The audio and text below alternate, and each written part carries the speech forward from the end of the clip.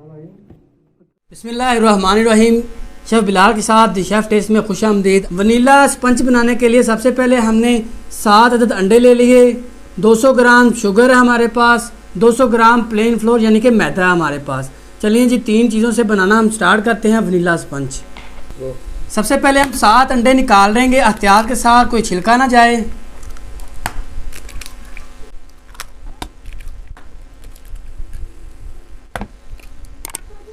अंडे और जो हमारे पास 200 ग्राम शुगर है, हम इसको मिक्स करके अच्छी तरह बीट कर लेंगे।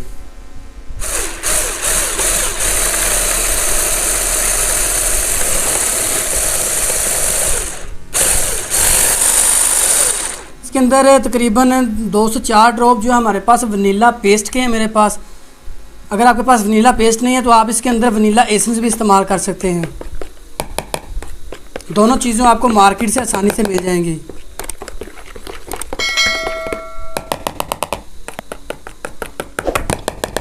अब इसको हम बीट कर लेंगे।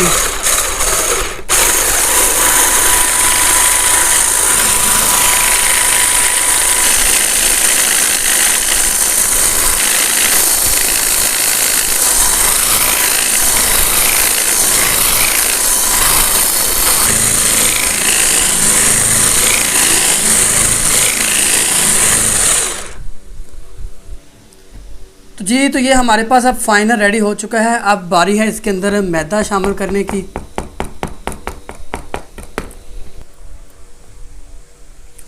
इसके फाइनल होने की ये निशानी है कि ये फोमिंग शेप में आ जाता है।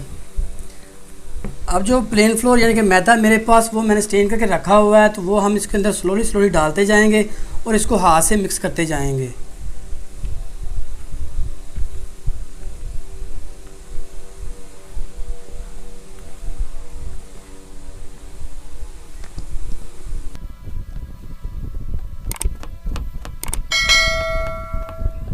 मैदे को बड़े प्यार के साथ मिक्स करना, नहीं तो आपका जो बैटर वो बैठ भी सकता है।